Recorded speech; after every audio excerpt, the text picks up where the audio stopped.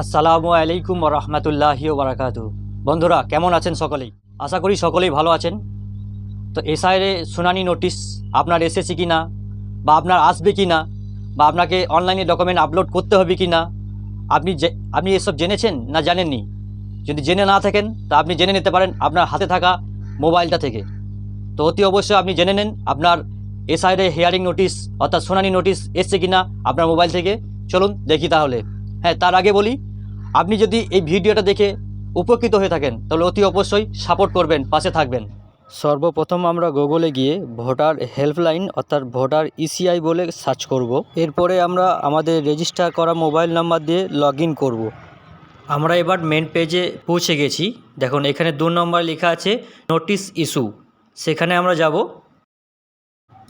এবার আমাদের epic number অর্থাৎ ভোটার নাম্বারটা এখানে পুট করব, তারপরে সেন্ড ওটিপি করব।